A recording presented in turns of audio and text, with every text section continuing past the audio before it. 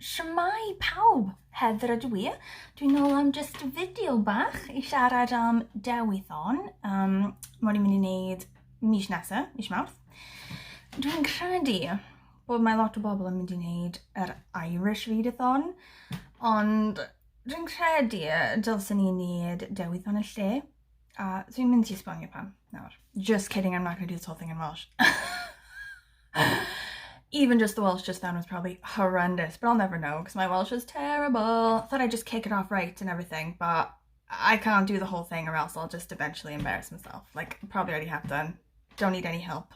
Just as a side note to help you fully understand how embarrassing my life has become. Like, I'm already a bit of a socially awkward introvert, but lockdown for the last couple of months has made everyone's social muscles atrophy, you know? So I'm starting off even worse than I was before.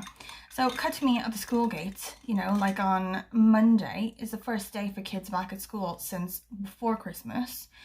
So cut to me like trying to have social interactions that are serious and respectable with serious and respectable mums because I want them to accept me as a serious and respectable mum myself.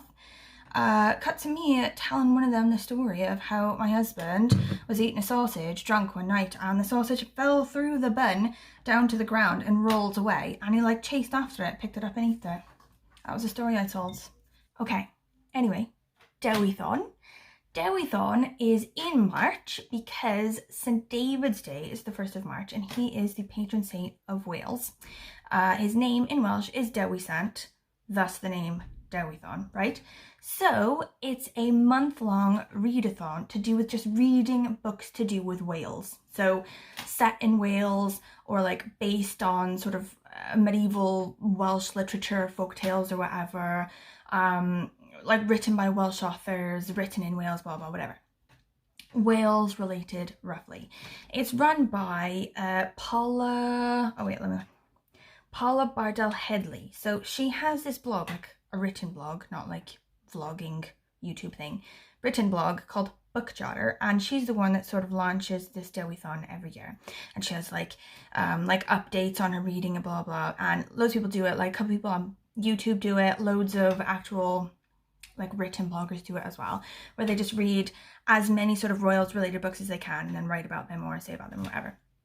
Last year there was a group book, but I did not get to it because it was a stinking heartbreaker. Holy crap. Loads of people said it was soul destroying. Shan from Pastory Time read it and said that it was basically soul destroying. But I'm gonna read it this year because I had it and I meant to read it. The only problem with last year was that the pandemic sort of launched itself in March and derailed pretty much all of my plans. I just sort of cried in a corner quite a lot. Didn't do a whole hell of a lot of reading, but I'm better now. I'm better. My kid's back in school. I'm saying really embarrassing things. Smells at the school gate. Back to myself. So what I'm going to do for my TBR now, I'm going to go through all the books that I'm looking to nail this month. It's quite a lot of them. And I'm also sort of hoping to do middle grade March. I haven't really decided yet, so it may be quite ambitious, but I'm ready to go.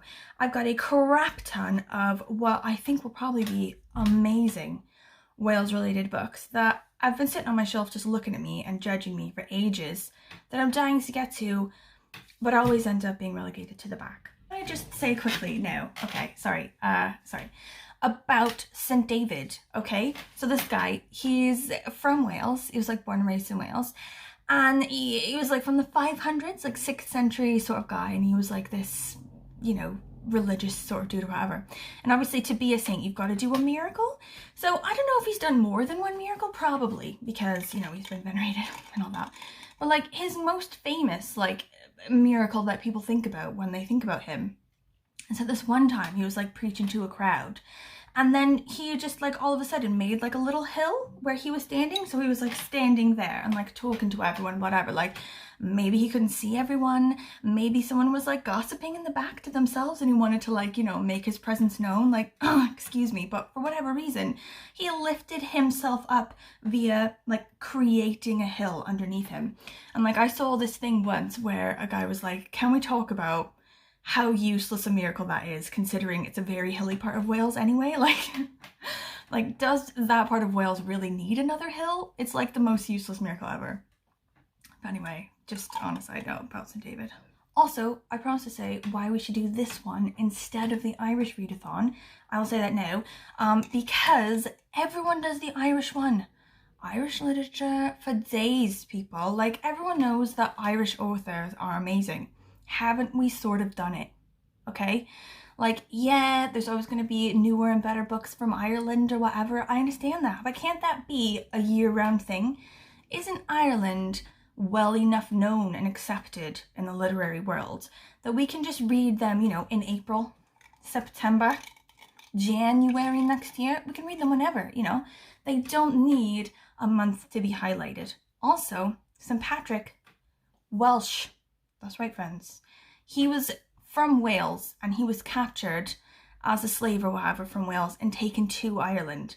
Like, there's this place, Llantwit Major or something, there's this like church there where they think that the original sort of religious building that's there was actually a sort of monastic school that has ties to both St. David and St. Patrick. Like, they were both students there or whatever, and then he went to Ireland. So yeah, okay, St. Patrick's Day is also in March, but he's also Welsh. So once again, we should do Dewithon instead. But I'll just leave it there. Just leave it there for you. Okay, the books. Llyfr, if you will. So, Yr Un Cynta, the first one, is, as I said, about the soul-destroying group book from last year that I never got to. I'm going to read One Moonlit Night by Caradog Pritchard. So this was originally written in Welsh and it has been translated into English for my pleasure. Basically, the idea around this one is this guy, Hugh, in the 1910s, lives in a small village in Wales. And there's quite a lot. So he lives with his widowed mother and he looks after her. And there are several themes in here which by themselves would cripple you emotionally, but altogether just make for an amazing time, including but not limited to mental illness, asylums, poverty, physical illness, things around like religious strife and such, backbreaking labor. Says that. It actually says backbreaking labor. So apparently it's gorgeous. Like, the writing is gorgeous and the story is gorgeous and it's just a classic in Wales. Very well known for being gorgeous, but also will haul you out and make you a shell of a woman. So that's the first one. The next one, I'm going with another classic of Wales, Dylan Thomas. I imagine you definitely know who Dylan Thomas is. If you don't, he's a poet slash playwright slash writes stories and such. He was born and raised in Wales and died in New York. I went to the bar actually where he died in New York, or like where he was said to have had his last whiskey or whatever. Like, he supposedly had a crap ton of whiskeys and then keeled over and died, or like had complications to do with this and then eventually died or whatever. When you go to that bar in New York, there's loads of people in there drinking and there's like pictures of Dylan Thomas all over the place. And as soon as you start talking about Dylan Thomas, they're like, who? Like, they're surrounded by all of this Dylan Thomas stuff and still have no idea who he is, which is really sad. But probably exactly how Dylan Thomas would have wanted it, I reckon. People just getting smashed in a bar, clueless of the things around them. Anyway, I think this, even though this is like an omnibus, it's got loads of his stuff in. It's got Under Milk Wood, which is, I think, his most famous play.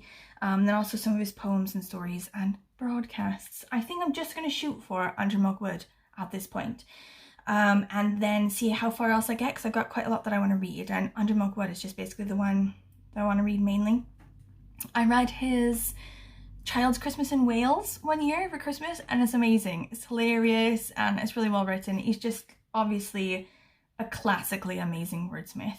I love loads of his quotes as well. Like, he's got loads of quotes about Wales that I put on postcards all the time when I like paint them and send them out. One is like, nothing grows in our garden except washing and babies. Okay, so the next one is one that I have somehow convinced Shan at past story time to buddy read with me. I feel like she deeply does not want to do it, but that she's a kind friend and has accepted to do it anyway. It is called The Autobiography of a Super-tramp by W.H. Davies. This was also recommended to me by my husband, and we did like a video of like books that we recommend to each other. I'm deeply worried about it because sometimes books that my husband recommends says way more about the book being bad than it does about the book being good, but I have high hopes. This one basically, like, the premise of it sounds really good, so I'm optimistic about it, but it could go either way. And really, I feel like Shan also feels like that. Like, it could potentially be incredibly dry and we just end up DNFing it. It's hard to say at this moment. But basically, the idea of this is, it's at the turn of the century, this guy from Wales, he goes to America and is basically just a hobo. Like, he just travels around on the rails and such, and random stuff happens to him. Like, he does a lot of drinking, he gets beaten up quite a bit, he gets thrown in jail in Michigan somehow. Harrowing accident, tricksters, fellow adventurers, thieving, begging. Anyway, I think it looks really interesting. Like a good sort of like a, I don't know, a sort of Mark Twain type adventure, I feel. You know what I mean? Like good, clean, horrendous fun as a hobo. Okay, so another one I got as sort of a recommendation from Shan. Like, as soon as I decided that I was going to do Dewithon, I should have immediately contacted her because she's like the queen of like Welsh books that are good. But I didn't, and I should have done so earlier because she had really good recommendations. This one is one that she said, which was Among Others by Jo Walton. And basically, I think generally the idea is it's these two girls, they're like twins or they're sisters or whatever, they live in Wales. And they like dabble in magic or something, like they're magical sisters or something like that. And their mother decides, or like she goes insane or something, and she decides to like try to take over the world magically, like she's sort of like an evil witch or something like that. So it seems like a bit of like a magical realism type thing, like they're witches and their mother is really a powerful witch, but also they're just trying to like live their lives and like read a bit of Tolkien all the time, like they like sci-fi and fantasy books and stuff like that. I don't know, I'll have to sort of read it and see, but it sounds really good and I'm actually really excited about it. This might be the first one I try, to be honest. Okay, so the next ones, I have a duo of Alys Conran. So she is a Welsh author and she's won loads of like Welsh literature prizes, I think. Like one of them says right on here, the Dylan Thomas Prize, and I think she also won like the Wales Book of the Year or something like that. Anyway, so the one that came out first of all is called Pigeon, and I bought this one and then never got to it, and then her next one came out called Dignity, and I got that one and then also didn't read that one. So we'll get to these now, shall we? That should be my goal. Yola and Pigeon make up stories to test each other, stories of daring and adventure, of bad people, and of Gwyn, who drives his ice cream up the hill to their town every week. Gwyn's a dangerous man and Pigeon knows it. Yola's not so sure. As they grow up and their friendship grows more complicated, some of their stories fall silent, but some will come true. Like, I think this might be about an evil ice cream man, which I'm for. The next one is called Dignity.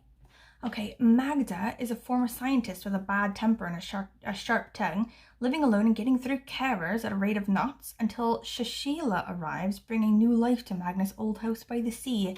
As the two women strike an unlikely friendship, Shashila's Bengali heritage brings back memories of Magda's childhood in colonial India and of her mother Evelyn. But as Magda digs deeper into her past, she unlocks a shocking legacy of blood that threatens to destroy the careful order she has imposed on her life. Also, how gorgeous is this book cover? Okay, like, I want to be a person that's not that shallow, that, like, loves books independent of what they look like on the outside. But I will say, I'm super excited about this book. It does sound like a good story, but also, how effing gorgeous is the cover? Like, come on. Okay, so the next two are middle grade books. They're, like, related to Wales or Welsh authors or whatever. But I have not yet decided how I'm gonna do middle grade March, like if I'm gonna have time for it. Like I have a pretty ambitious Dewithon TBR, so I don't know if I'm gonna be able to get to it, which is really sad because I really love it and I'm still sort of like leaving it out there. Like I've tabled that decision for now. But if I do overlap them and do middle grade March, these two can live on both TBRs. So the first one is The Accidental Pirates, Voyage to Magical North. I think this is a series. I'm not sure if there's more than one, but it's written by a Welsh author. And it's like this magical apprentice or something, like this orphan girl who's a servant for like a magician or something. And she runs away and is captured at sea by pirates. And then they go on this pirate ship on an adventure looking for the magical North, which looks really cute. I really like the illustration on the front. And then this one, which when I purchased it, and I think I did like a haul about it. Like, oh, I also picked up this one for cheap or whatever. Loads of people had terrible things to say. Like, not only did they not like that book, but like they were forced to read it as kids and it was like they hated it, you know, or like they DNF'd it. Like, nobody really had amazing things to say about it. But it's called The Owl Service by Alan Garner, with a new introduction by Philip Pullman. Okay, so I don't really know anything about The Owl Service, but Philip Pullman is amazing. I should say something for it, right? From the moment Alison discovers the dinner service in the attic with its curious pattern of floral owls, a chain of events is set in progress that is to affect everybody's lives. Something old and powerful is stirring in the Welsh Valley. Alison, Roger, and Gwyn can all feel it, but only Hugh seems to understand it. Inevitably, forces from the past overwhelm the present. Will any of them be strong enough to forestall the fate that threatens? Also, there's always a character called Hugh, H-U-W, and always a character called Gwyn, G-W-Y-N, in any book that takes place in Wales. What is that?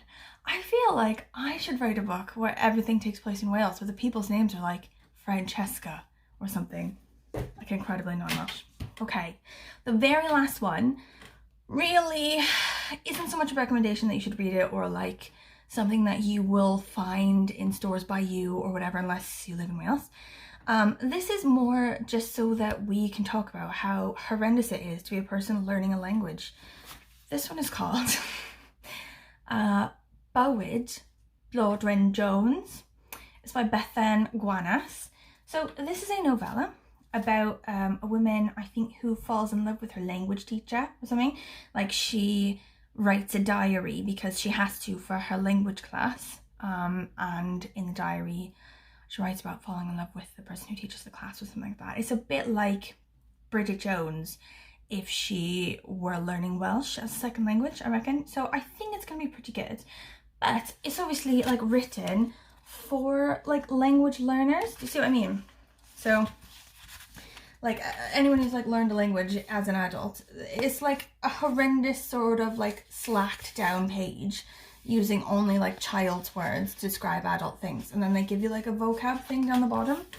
So as far as language learner books go, I think this is going to be one of the more enjoyable ones, but obviously it is just a language learner book and it's not going to be probably the most enjoyable thing in my life. But, you know, maybe it will do. Maybe we'll just turn this all around and all of the books I think are going to be terrible are going to be really amazing. I don't know, it's hard to say. Okay, that is the end of the list. Those are the ones that I'm hoping to get to for Dewithon. I'm going to put all of the stuff for Dewithon down below, like book Jotter site, like Paula's thing and whatever. I'm going to put like the list of these books, maybe some like recommendation things for where you can find other Welsh authors that are really good, or other like Welsh award winners or things set in Wales, just in case you take my suggestion that maybe we skip the Irish Readathon this year and do Dewithon instead. Just an idea, just an idea. If you have any questions for me, please leave them in the comments below. I'm 100% for that. Also, if you just have any comments, you know, like if any of the books on the list look really good, or if maybe you've read them and have thoughts about them, if you love them, if you hate them, any sort of recommendations, ones that you think are similar that I should read, or ones that you've heard set in Wales or Welsh authors or whatever that you would recommend, I would be fully for that. That sounds amazing. And thank you for watching. Diolch yn fawr, and see you next time.